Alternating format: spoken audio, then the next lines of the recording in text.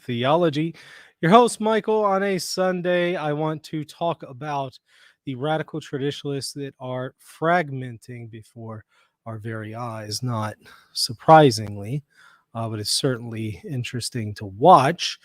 It's related to the pulling on of a thread that's really unraveling the whole garment, and that is the Hope is Fuel conference put on by Patrick Coffin from Coffin Media.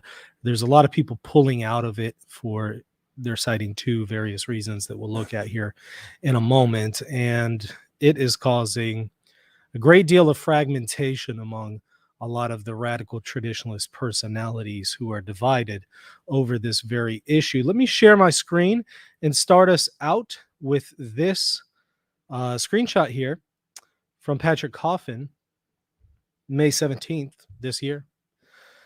He says libel as a method of defamation is a crime. Oh gosh, I really wish that radical traditionalists would listen to that, given that many of them engage in constant defamation against Pope Francis and others. But I guess it more hits home whenever it happens to them, allegedly. I don't know. But he's saying here libel as a method of defamation is a crime. Our Hope is Fuel team has received some examples of disturbing lies told about me.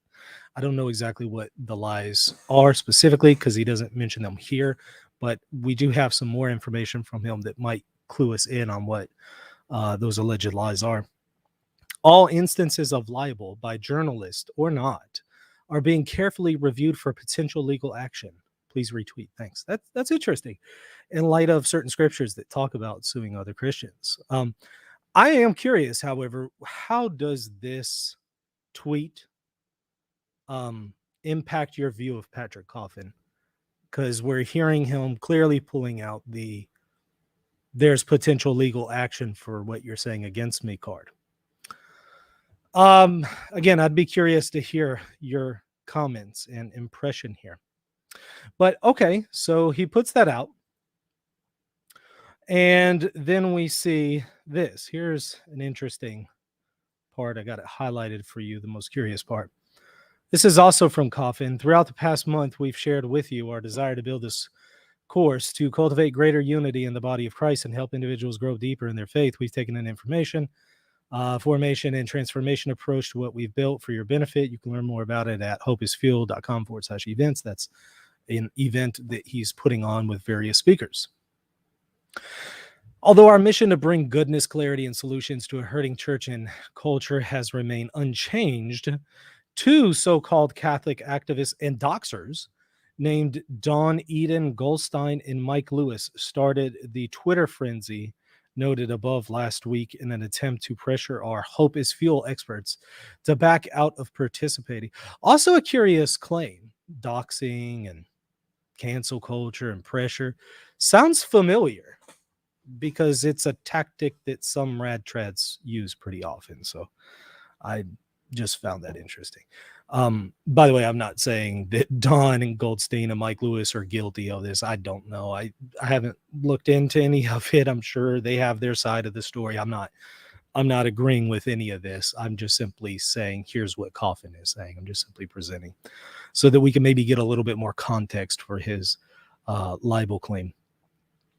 The speakers who reject this kind of bullying, also interesting comment in light of some of the behavior from the radical traditionalists, are going to deliver life-changing information and provide a profile and courage we badly need to see. Okay, that sounds like a tall order. Life-changing information. All right.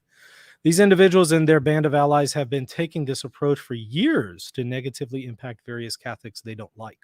So evidently their motives are they don't like these people, and so they're just taking these tactics. I imagine if you were to talk to them, they probably would have a different answer for what their motives are. In our woke world, the game comes straight out of Saul Alinsky's book, Rules for Radicals, which he dedicated to Lucifer, he says. It is simple and works like this. You isolate and shame the target, Patrick and each speaker, over and over and over. Now, that's curious in light of a video that he just put out, that is Patrick Coffin, with Timothy Gordon, called The Cowardly Catholic Establishment. So here in the video, we see the people who backed out of the conference, which we'll look at here in a moment. They're being isolated as cowards. They're being isolated and labeled as cowards. But at the same time, we're seeing here talk of those who are targeting individuals, isolating and shaming them. Again, it's coming from the same person who is saying this. Just keep that in mind. Isolating, shaming, targeting. I just found that interesting. Okay.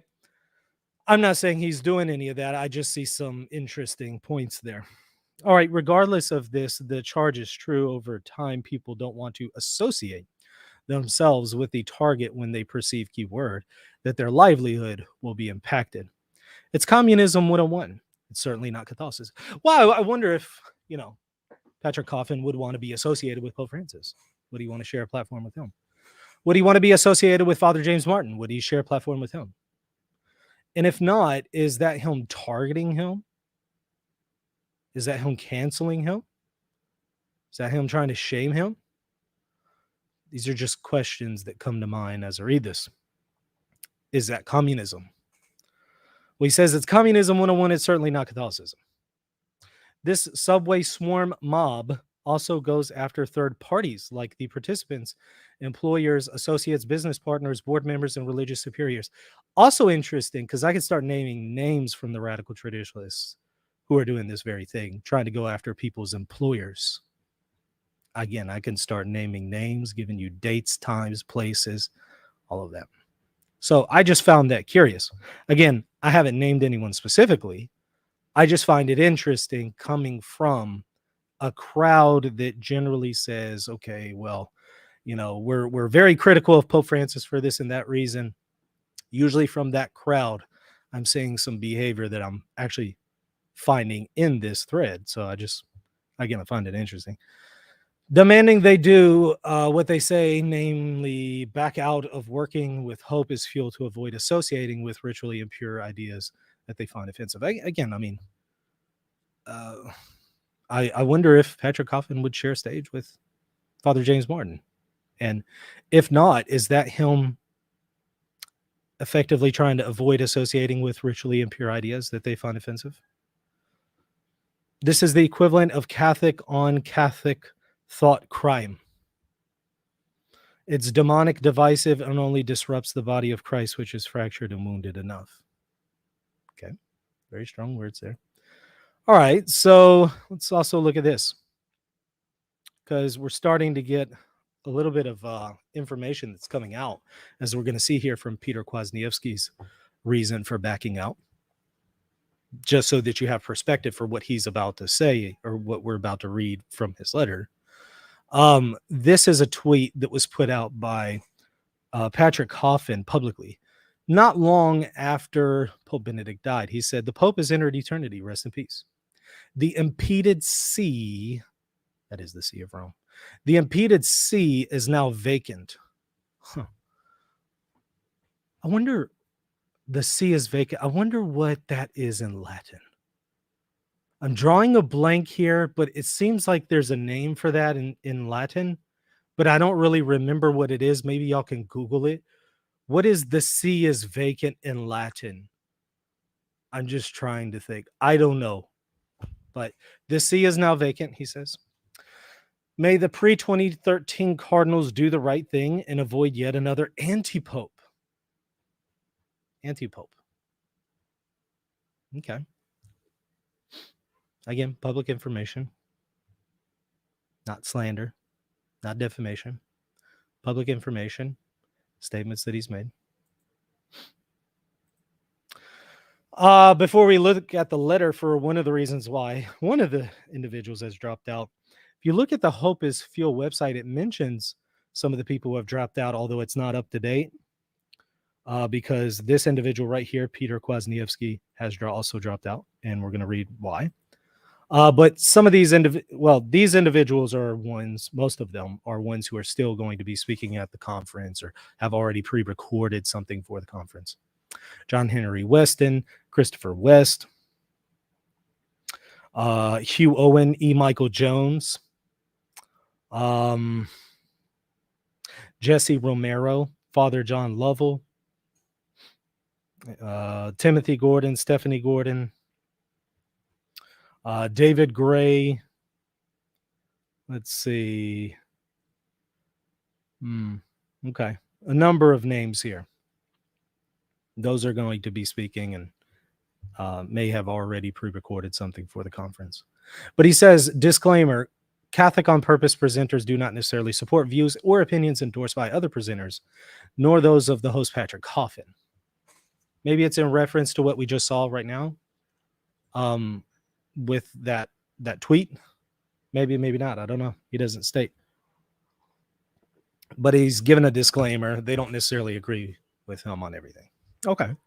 Well, that's fair. Presenters that previously agreed to provide a lesson but have chosen to back out include Father Robert Spitzer, Jennifer Roback Morse, Jeff Cavins, Father Dwight Longnecker, Ken Hensley, Joseph Pierce, Dr. Janet Smith, Bradley Berzer. Janet Smith, by the way, wrote a public reason why she left and put it on Crisis Magazine. Lisa Duffy, Greg and Julie Alexander, Noel Mering, Ralph Martin, Dr. Gavin Kerr, Marco Casanova, Jacob Imam, Adam Janke, Devin Schatt, I guess is how you pronounce his name, Dr. Ray Guarendi, and Jim O'Day. Again, include Peter Kwasniewski to that list now. I don't know if there are any others. Oh, Edmund Mazza is also speaking at the event. I just saw that. Okay. So, Kwasniewski withdraws, posts this publicly as his announcement for why. Let's take a look at it. I've canceled my participation in the Hope is Fuel conference and would like to explain why. Pardon the length of the post, but thoroughness is important here. As a preliminary, I should mention that I was a late addition to the program. And unlike the others who withdrew, I have not yet recorded my interview. In fact, I agreed to join after the initial outburst of the hysterical progressive Catholics on Twitter, about whose opinion I know little and care less, except perhaps as evidence of distressing sociological phenomenon. Interesting. He is big into sociology and psychology. And I don't know what's going on. But again, just to remind you, this is the same Peter who recently said that those who are defending Pope Francis from unfair criticisms are called hyperpapalists who, according to him, have a brain disease. Those are his quotes. He's really into determining the psychology of individuals who defend Pope Francis in some instances. Wow. Okay. All right. So he doesn't name names, but I think we know who all he's talking about here. So he decided to join after there was an outburst, because there was a huge outburst on social media, as you're seeing, because Coffin is saying, look, I'm going to take action because of tweets and this and that. And so there was a big kerfuffle. And for some reason, spontaneously, Kwasniewski wants to join in. I don't know if it's to defend, Patrick Coffin, but he wanted to join in after that. But he tells us why he backed out. Instead, it has been a number of conversations with fellow traditionalists that have prompted me to reconsider the prudence of being on the roster of speakers. Initially, it had seemed to me that one could bracket Mr. Coffin's views on the papacy or Mr. Jones's theories about Jews. Because, by the way, if you look at the list on Hope is Fuel, just to remind you, I think I showed it just a moment ago, but let me pull it up again. The third or fourth on the list, fifth on the list is E. Michael Jones. So that's one of Kwasniewski's concern, as well as Janet Smith, among others. So Coffin's views on the papacy or Mr. Jones's theories about the Jews, because these things were not at all touched on in the conference topics. No one needs to be told that conferences bring together people who often disagree about all sorts of things, even important things. If perfect agreement were required, few successful conferences could ever take place. And that's true, of course. You don't have to agree with somebody on everything in order to share a platform with them. But he's going to explain why he doesn't want to share a platform with them. So he says, yet there could be situations in which someone's views on something, even if not on display in the conference, make it unwise to share a platform. Now, that's an interesting approach, especially in light of some who are very close to Kwasniewski, like Eric Sammons, who would see that as cancel culture, as we'll see here in a moment when we look at his article, The Catholic Acceptability Police Are Watching. So we're starting to see them fragment here. For instance, I would not share a platform with James Martin, even if he were talking about Ignatian prayer. And FYI, I agree with him. I think that that's prudent. It would be a scandal because of the serious evils he promotes, which someone by an understandable inference might think I tolerate or don't consider such a big deal owing to my presence there. Amen. Isn't that what I've been saying all along?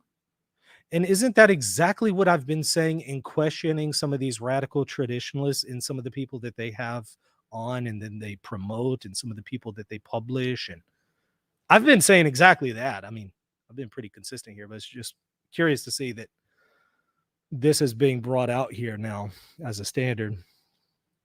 I hope that he starts to apply that consistently.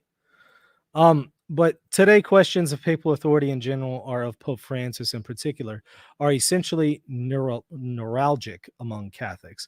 Unlike other participants, I have written extensively on these questions. Many articles and several books, in my opinions, have frequently been misconstrued by both people of goodwill who have an inadequate grasp of my work and by slick operators who, thanks to their Catholicism equals current Pope theology, label me a schismatic. Well, I don't know who he's talking about because I think I'm the only person who has ever mentioned schismatic tendencies with Peter Kwasniewski, as I showed just a few days ago, and he's aware of because he labeled me an ignoramus for doing the video and saying what I said. Well, I'm the only one who even brought up the issue of a tendency towards schism or a willingness towards schism on his part, because he does speak favorably about if Pope Francis restricts the Missal of 62 further, he does speak favorably about going to an independent rite chapel, independent rite chapel, independent rite chapel or liturgy, independent rite liturgy. And he speaks of it again favorably, and then he even in the context talks about how some people who would go to this are going to struggle in their conscience scrupulously over the label of being in schism, but you know they're not really in schism. So it's obvious what he means by an independent rite liturgy. Again, go and see the video that I did. I'll put it in the show notes. You can see more about it. But to my knowledge, I'm the only person who has ever mentioned Peter Kwasniewski and the words schismatic in the same sentence. I mentioned there is a willingness to go into schism on his part because of what he said in that video. Now, so I don't know who he's talking about. He doesn't name names, but I can say this, since I think he's trying to talk about me. He says, thanks to their Catholicism equals current Pope theology. Well, that's actually not my position. I don't believe that Catholicism equals the current Pope. Never have, never will.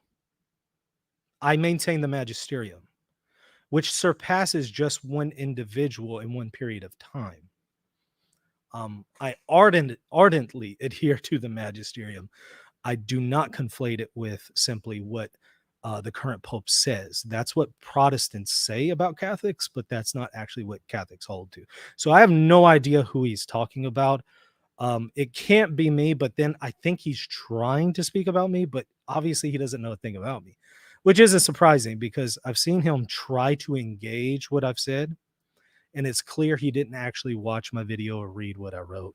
So I think that's kind of what's going on. I think he's trying to take a shot at me here, but without actually knowing what I'm saying, which I would say is rash. Try to know what your opponent maintains before you critique it. We're going to see that rash tendency here in a moment. He's going to speak about his rash tendency to jump into this conference when he shouldn't have. Not the first time we've seen him with this rash tendency, calling Pope Francis a flagrant liar, calling Pope Francis a formal heretic. These are actual, like, his words. I'm not making this up. Saying hyper-papalists, which I really don't know who's a hyper-papalist according to his definition, but hyper-papalists have brain diseases and stuff like that. He goes on, no one can find a shred of evidence that I do not acknowledge Francis to be the Pope, or that I am even remotely susceptible to the charge of schism. I would question that latter part, given his comments about independent rite liturgies. Clarify for us, because he didn't do it after watching, or I don't think he actually watched my video, but after attempting to respond to my video where I raised this question. Clarify for us, Dr. Kwasniewski. Would you go to a liturgy that is not in communion with Pope Francis if Pope Francis restricts the Missal of 62? Would you go to a liturgy not in communion with Pope Francis?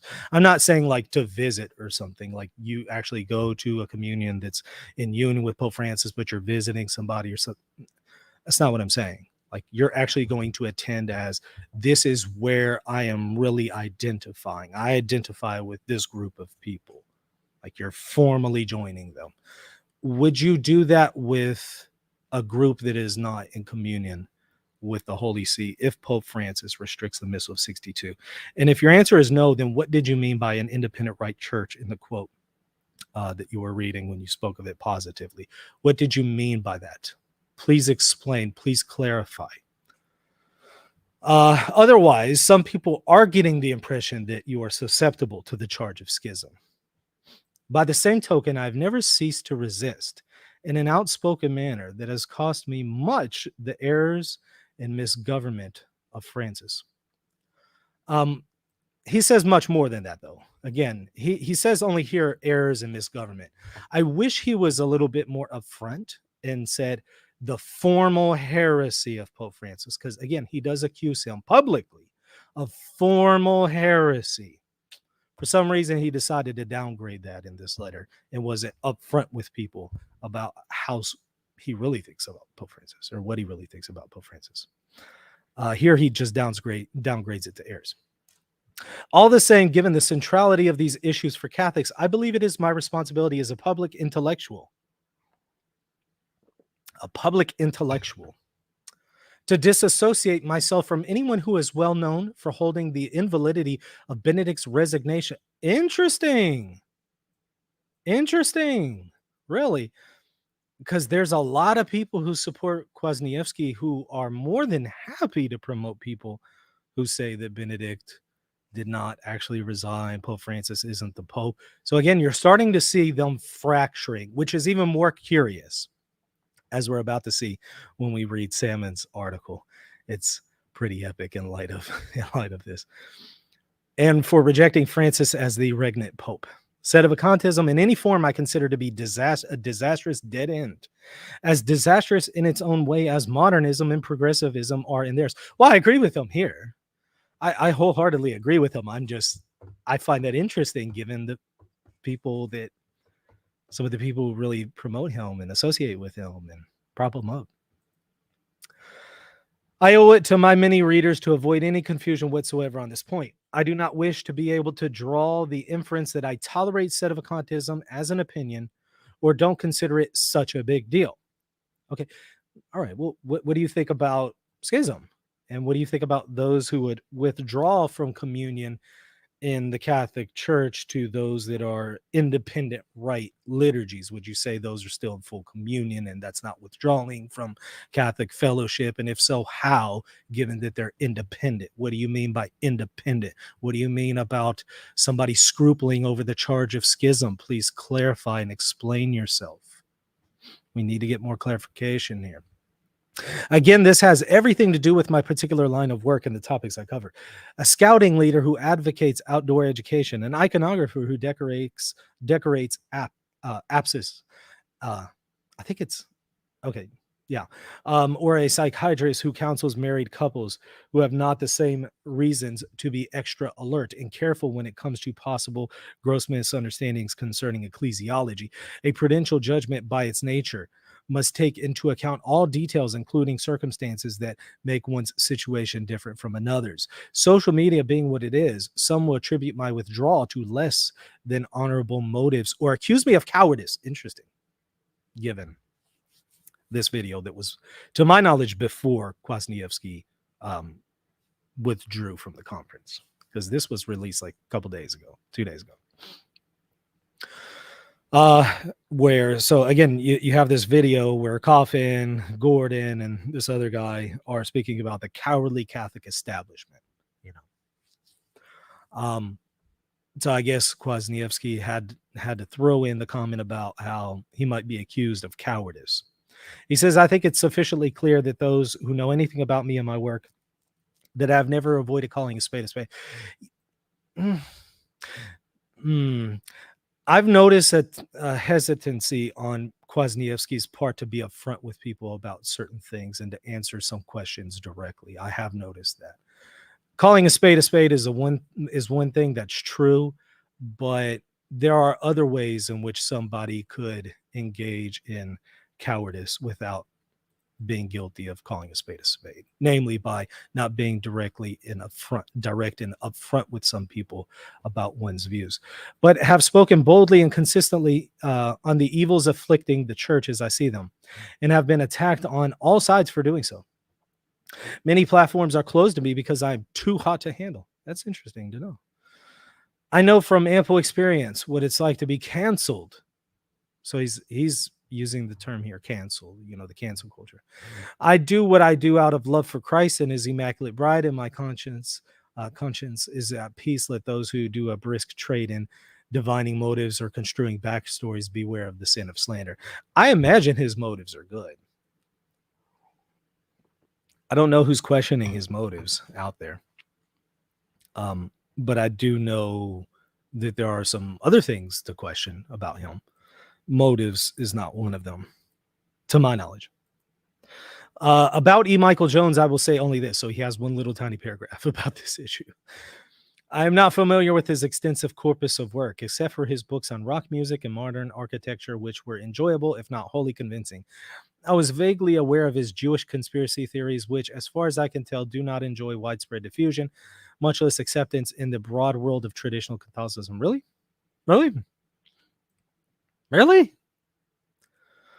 If he is wrong in his voluminous research, he should be refuted rather than canceled in the virtual signaling thought police manner of our times.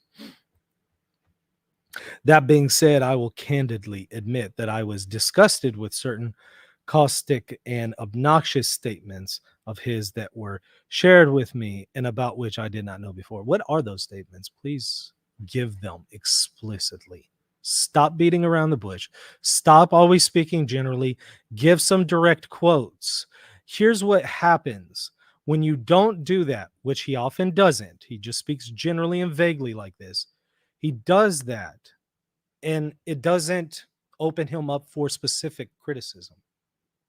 I don't know if that's on purpose, if that's why he's doing it. I don't know what his motives are. But give a direct quote. Like you say he has Jewish conspiracy theories, obnoxious statements. Okay, give, and I'm not saying that there aren't ones available. I'm just saying label them, give them to us, explicitly tell us what they are, quote them, and we can then analyze them and see if it's true. Nevertheless, my decision is motivated by the ecclesiological considerations described above. I regret that I did not sufficiently think these matters through before agreeing to participate. Now, that's interesting. So he rashly agreed because of, as you saw here, because the outburst of the hysterical progressive Catholics on Twitter. So jumped the gun, immediately jumped on board with them and didn't really think it through. Yeah, that's not the first time we've seen that with Kwasniewski. That's pretty much his MO. That's pretty much all he does with Pope Francis every single day. Almost every one of his criticisms against Pope Francis is exactly that. Jumping the gun, rushing into criticism, rushing into join with this group or that group, and then maybe realizing, that wasn't a good idea. That was falling apart. That was a failing on my part. I regret the inconvenience I have caused to Mr. Coffin, who has done so much good work over the years. There's plenty of good content in the Hope is Fuel conference, and I'm confident that those who sign up for it will benefit from it. So he's backing out because he wants to make it clear he does not agree with Patrick Coffin's view on the papacy and E. Michael Jones's views on the Jews. Those are the two things he cites. And Dr. Janet Smith in Crisis Magazine said effectively the same, although I think that E. Michael Jones was a bigger issue for her than Patrick Coffin's views on the papacy. In response to that, right after publishing that, Crisis Magazine then publishes Eric Sammons, who obviously is over Crisis Magazine. The Catholic Acceptability Police are watching. So he publishes Janet Smith's article and then publishes this article written by himself. And in Janet Smith's article, she's saying, I'm not giving in to the cancel culture. That's not what this is. Well, Eric Sammons wants to say, well, actually, the people who are backing out are giving into the cancel culture. And it's curious. He even says, this was before Kwasniewski backed out, by the way. He says this in the ending paragraph. This needs to stop. Catholics need to stand up to the acceptability police and not give in to the demands of those who do not have the best interests of the church in mind. Guilty by association is not a Catholic virtue. Instead, Catholics must be open to vigorous disagreement and public discussion. Again, this is the same Eric Sammons who highly promotes Peter Kwasniewski. So we're starting to see some serious fractions here. And be willing to engage with those with whom we might not completely agree. It's time to cancel the cancel culture. And what he says right before that, notice this.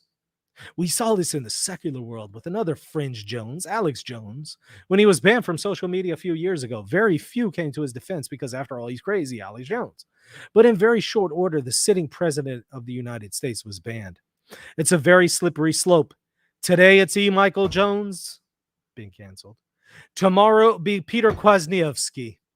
And pretty soon, it will be Scott Hahn that isn't acceptable. I just found that interesting.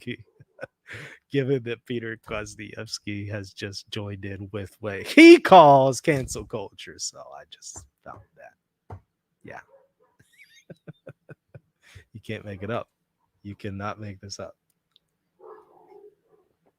One of the people that he uses as an example of somebody who might be targeted for cancel culture is the very person that is now participating in what he considers to be cancel culture. Let's read through it. Summer is coming, which means Catholic conferences are beginning to crowd the calendar, which these days also mean that cancel season is upon us. For decades, Catholic conferences have been a staple in church life. Most of these conferences select from the same stable of Catholic speakers, rotating them every few years. I should know, for 5 years, I worked for a diocese, blah, blah, blah, blah, blah, blah. Often felt constrained by limited choice of speakers. Most of my target audience had already attended previous events with many of the speakers, so I wanted to provide a fresh voice, blah, blah, blah, blah, blah, blah. You see, all the usual speakers were safe. They had no scandal in their past lives, and they expressed no opinions publicly that were critical of church leaders or too controversial. The bishop approved them, knowing he wouldn't have to deal with any fallout from a speaker. As a conference organizer, I always had to keep avoidance of controversy in mind. If I wanted a speaker off the accepted list, I needed to do a basic background check to ensure choice didn't ruffle too many feathers, as if a parish wanted a speaker to come. Also, if our parish wanted a speaker to come, our office needed to prove that speaker after checking to make sure he had no controversy in his closet. One example of a speaker who was not allowed was Robert Spencer, who left Catholicism and went to Eastern Orthodoxy.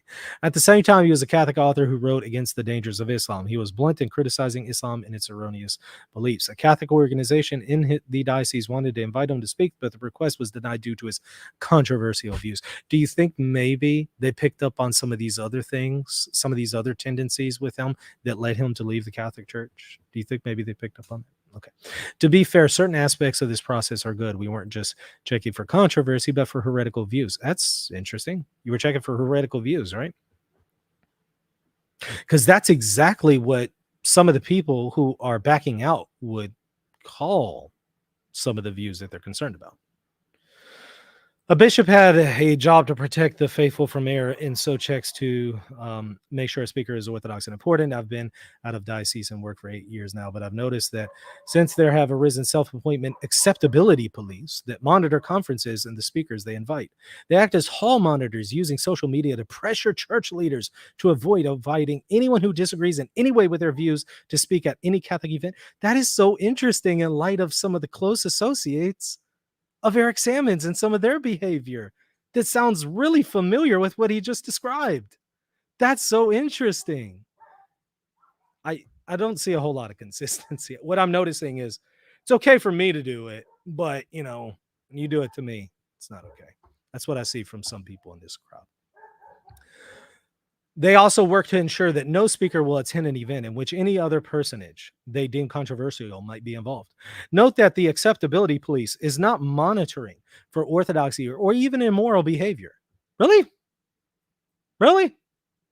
Are you sure they're not doing that? Because some of the people that are being labeled the acceptability police are saying that's exactly what they're concerned about. Exactly what they're concerned about. Just that. Immoral behavior, problems with orthodoxy. That's the things they're citing. Maybe you disagree with them. Maybe you would say, no, it's not in that category. All right, we'll have that debate, have that discussion. But they're citing these very things. It seems like he's strawmanning them. But instead, whether a speaker runs in lockstep with their narrow views on what is acceptable, which often tracks perfectly with prevailing cultural woke views. Again, I think he's doing some straw manning. The latest example is the event Hope is Fuel, organized by Patrick Coffin. Now, according to the acceptability police, this event has two major problems. First, it's organized by Coffin, the former Catholic Answers host, who believes Pope Benedict was the valid pope until his death last December. And second, one of his speakers is E. Michael Jones, a controversial figure who has often been accused of anti-Semitism. He did not exactly describe Coffin accurately, so let me do it once again, since he didn't do it. That wasn't exactly Coffin's view. This is Coffin's view. It's not just that he believed Benedict was the Pope until his death. There's that extra part about the impeded see is now vacant, and we need to avoid another anti-pope. There's that whole extra bit that was either negligently left out or conveniently left out. Note this event is not about the papacy or about the Jewish people. Its stated mission is to bring truth through a variety of channels to instill calm, cultivate courage, and generate hope, temporal and eternal, for anyone struggling with worry, hardship, and fear. The acceptability police, the mere association of Coffin and Jones to the event, is enough to render it cancel-worthy. So I guess Peter Kwasniewski, one of your very own, is now part of the cancel culture. We're starting to see some serious divisions among them, because it impacts not only these guys, but many others who are going to basically be split into two camps on this issue. Soon after the impressive list of speakers was announced, the acceptability police went into high gear, demanding that the speakers dropped out.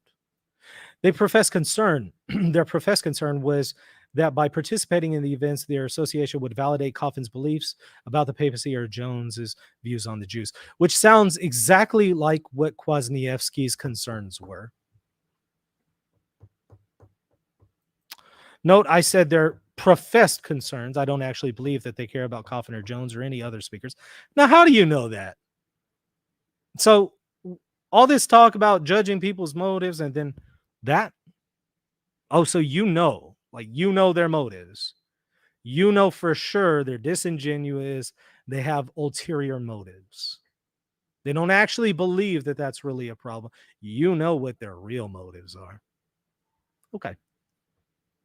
I would love to have that ability and gift. Please give that to me, because I'd love to look into your motives and everybody else in your crew. Their demands were simply an effort to tarnish any and all Catholic speakers who don't share their woke view of Catholicism. So this is basically poisoning the well, right? If you are critical of this group, you're just engaging in cancel culture and woke ideology. You couldn't possibly have any other legitimate concerns. You couldn't have any legitimate concerns. So it has to be that you're just woke and you're just cancel culture, poisoning the well. Is anybody buying this? The acceptability police are also setting their sights on the upcoming Coalition of Cancel Priest Conference, at which I will speak. As soon as I announced my involvement, one of the lieutenants in the acceptability police commented, speaking at the conference, as a lady who said radical profiling was okay to do her brown son, Abby Johnson, and a priest who said that lynching were the only done to criminals and murderers who deserved it. He's talking about um, Father Altman. Though there are numerous concerns with Father Altman. Why he honed in on just responding to this one, I don't know. But maybe go and watch the video I just did a few days ago about Father Altman, who says Pope Francis is an anti-pope. I'm sorry, an antichrist. Let me correct myself. He publicly says he's an antichrist. And Benedict's resignation wasn't particularly valid, and Francis's election was invalid. In addition to a lot of other things, including saying that Pope Francis is going to burn in hell, to use his words, not mine, his words. He's going to burn in hell for 1,000 reasons. Again, go and watch the video. I'll put it in the show notes. Those are some concerns that I imagine some people are having, but he decided to only engage that one. There's a reason why these people have been cast aside. They've been confronted on what they've said and or done and have refused to be accountable for their behavior. You've shown me who you are, and I believe you. Yikes. Note the assumptions underlining this message. First, these two figures, Johnson and Altman, are unforgivably guilty due to single comments they made in the past. Just single comment. With Altman, it was just a single comment. Gosh, y'all. Stop canceling people for a single comment, because that's exactly what it is. People aren't concerned about numerous comments. They're just concerned about a single comment. So like, get over it. It's a single comment. Gosh. How is anybody taking Sammons seriously here? He strawmans his opposition and tries to knock it down, which he doesn't do very good at, even that, at knocking down the straw man. Second, by agreeing to speak at this conference, I must obviously agree with everything that every other speaker has ever said and done. And therefore, everything I now say going forward is to be rejected. Cancel culture at its finest. Okay, so Mr. Sammons, would you go to a conference with Father James Martin? I don't care what y'all are talking about. Y'all are talking about how prayer life is wonderful.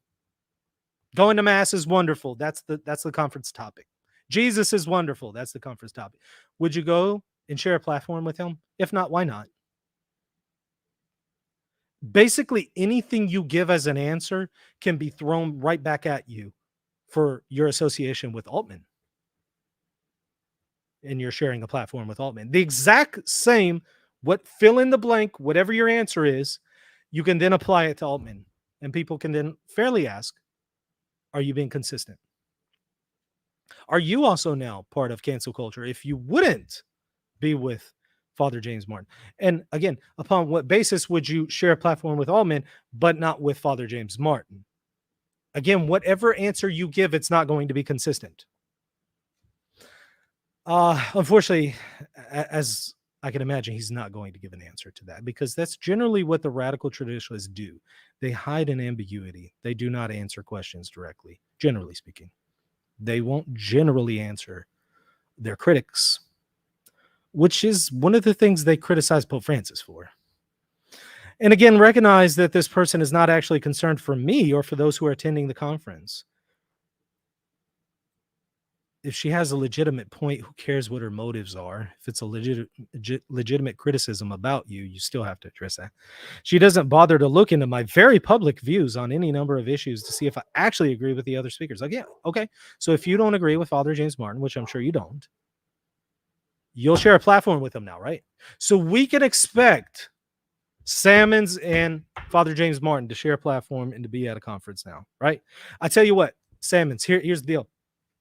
I'll invite both of you. I'm going to put on a conference. And I invite both you and Father James Martin. And I'll also be a speaker. And in my presentation, I'll be refuting Father James Martin. But he's welcome to come and speak at the event, and then I will refute him. But I'm also inviting you to this event. I'm making it up on the spot right now. This is a new conference. I'm inviting you to share that platform with Father James Martin. Do you accept? If not, why not? Two rational adults, of which there are none in the corp of acceptability police, this whole effort is nonsense. Speaking at a conference or event does not mean that one agrees with all the other speakers. Considering how most of these speakers have a long public record of their views, this is obvious. No rational person would assume that a person who agrees to speak at a conference, Coffin's Hope is Fuel event, must share Coffin's view that Francis isn't the Pope, especially considering these speakers are on public record accepting his papacy. Okay, so you'll share that platform with James Martin because it's clear you don't agree with him on his, positions on same-sex acts. I mean, I'm being presumptuous here, but I imagine you don't agree with him. I haven't seen any of your work explicitly, but I'm sure it's out there. So you don't agree with him. I'm sure it's out there. I imagine it's publicly available. And then we know what he says publicly, Father James Martin. Therefore, everything should be good. You should be able to be at the conference with him. What's the problem? The acceptability police jihad. Again, he's not trying to poison the well here. Is not about protecting innocent Catholics from thinking a respective speaker might be embracing falsehood. It's about making sure Orthodox voices are silenced. Well, so I guess Kwasniewski is trying to silence Orthodox voices. Are they Orthodox voices? Interesting. Let me read that again. The acceptability police's jihad is not about protecting innocent Catholics from thinking a respective speaker might be embracing falsehood. It's about making sure Orthodox voices are silenced. Okay, so I just wanted to know. I guess you're saying Altman is Orthodox. Patrick Coffin is Orthodox.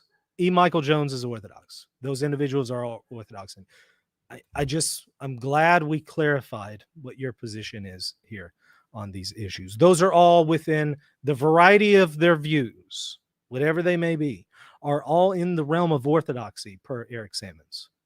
You heard it directly from him. Sadly, some speakers have decided to withdraw due to the demands of the acceptability police, like his good friend Peter Kwasniewski. I highly respect many of these speakers, including Janice Smith, who writes about her reasons for withdrawing here, and you can go to it. Highly recommend you read it. I admit I am disappointed, though. Any person of goodwill would only need a few minutes to confirm that Smith and the other speakers did not agree with Jones or Coffin. And in fact, Hope is Fuel had a clear disclaimer that speakers do not necessarily agree with them. Okay. I'm going to add to the conference that I'm putting on, that I'm inviting you and Father James Martin to. I'm adding a disclaimer that they don't, the speakers don't necessarily agree with me, and we don't all necessarily agree with each other. I'm adding that disclaimer. Do you accept? You're welcome to come. The conference will be like right here in my studio. That's where I'm going to put it on. You're welcome to come. I'll fly you out, you and Father James Martin. And y'all are the only two speakers, by the way, in addition to me, because I will be delivering that presentation refuting Father James Martin after him. Seriously, though, that's the only condition. That's the only way I could ever have James Martin over, is if I have an opportunity to also refute what he's saying. Otherwise, it wouldn't happen. All right. While I don't want to conjecture at their motives, I can't help but wonder if it... Interesting. He doesn't want to conjecture at their motives? I thought he just did that. I thought he just did that here. Interesting. I thought he also did that earlier in the article. There was a whole lot of conjecturing about motives. Wow. We need some serious introspection and some self-evaluation. All right, let me find where we are. I admit I'm a bit disappointed, though, and persons of goodwill would not only need a few minutes to confirm blah, blah, blah, blah, blah. While I don't want to conjecture at their motives, I can't help but wonder if at least some of the speakers are worried that their association with controversial figures might dry up future invitations. Ooh. Well, is that one of your criticisms of Kwasniewski now? As I said, I was intimately involved in organizing diocesan parish conferences, and even the slightest association with controversy sometimes led to passing over a speaker for an event. And based on the actions of the Vatican in recent years, priests and bishops might fear ecclesiastical reprisal if they have any involvement at all with those who have been critical of church leadership. I love how they use these euphemisms, and they just put it in the most acceptable way. You know, critical of church leadership. Critical of church leadership. I mean, being critical of church leadership is not that bad, right? But they don't put it in those terms of what it really is. They put it in these terms that sound really nice. And they won't put it in the terms of Father Altman saying Pope Francis is going to burn in hell, his election is invalid, and so on. He's an apostate. These are his words. Kwasniewski, he's a formal heretic. He's a what was the word? Something lie. I forget the adjective he used at this point. It wasn't perpetual liar, flagrant liar. It was a flagrant liar. They won't tell you that that's what they're saying. They'll just say, critical of church leadership. Ultimately, caving to the acceptability police is a mistake because they're never satisfied. First, they will target anyone with a fringe figure like Jones. And then that last part. Today it's E. Michael Jones. Tomorrow it'll be Peter Kwasniewski, and pretty soon even Scott Hahn isn't acceptable. You gotta love how this thing is unfolding. Wow, yeah. There you go. The rad trads are falling apart. They've so far been able to maintain a fairly unified front with some pretty diverse views. But here's the problem with the rad trads. They're breaking apart because they don't have a unifying principle, i.e. the magisterium. Because to one degree or another, they're in dissent from the magisterium. And I say one degree or another. Some of them accept the magisterium to more degree than some others. But still, to one degree or another, they still share a dissenting spirit against the magisterium, and thus are going to lack, to one degree or another, that ultimate unifying principle, which is the Catholic Magisterium. If you're in dissent from that, the degree to which you're in dissent will be the degree to which you have divisions. And that's why they're starting to see divisions among themselves, because they all share, to one degree or another, this dissent against the Catholic Magisterium. In the very same way that we see Protestants fragmenting, you're kind of starting to see that here to a lesser degree, because again, they're closer to the magisterium than the Protestants are. But I think over time, they're going to be further and further removed from the magisterium, because that's how these things tend to work. And so because of that, you're going to see them fragmenting more and more and more. So with this whole Hope is Fuel event, you're seeing them start to break off into different pigeonholes and groups and categories, and I think it's going to continue, which is why the solution is going to be, let's retrace our steps. Let's maybe retrace our steps and question some of the arguments that we bought in, and let's follow the Catholic Magisterium. Not just the magisterium of the past, but also the living magisterium. You need both. You can't have one without the other. And for progressives, you can't just have the living magisterium without the magisterium of the past. It's one unified whole. So anyways, I hope y'all enjoyed it. If so, hit the like button and the subscribe button. Also check me out, patreon.com/reason and theology, if you want to support me. God bless. Hey everybody, just wanted to tell you about my new free ebook, Church Chaos, Biblical Insights for Confused Catholics. If you are a confused Catholic and you're thinking about leaving the Catholic Church, or you're thinking about converting to the church, but you see that there's a crisis in the church and you're just unsure, this is the book for you. Again, it is free. Just simply go to reasonandtheology.com. You'll see a pop-up that comes up on your screen. Just simply click on it and you'll put in your email and it will provide you the free PDF ebook right then and there. Please check it out if you're confused about the situation in the Catholic Church today. reasonandtheology.com. Are you confused about how Catholic teaching authority works? With encyclicals, papal bulls, councils, and many other things, it's easy to get confused on what is authoritative and what is not. Fortunately, at MaximusInstitute.com, I have prepared a course explaining the Magisterium from A to Z. Visit the website and check out the course Understanding the Magisterium for more information. Hey, thanks for watching. Don't forget to hit the like button and the subscribe button. See you next time. God bless.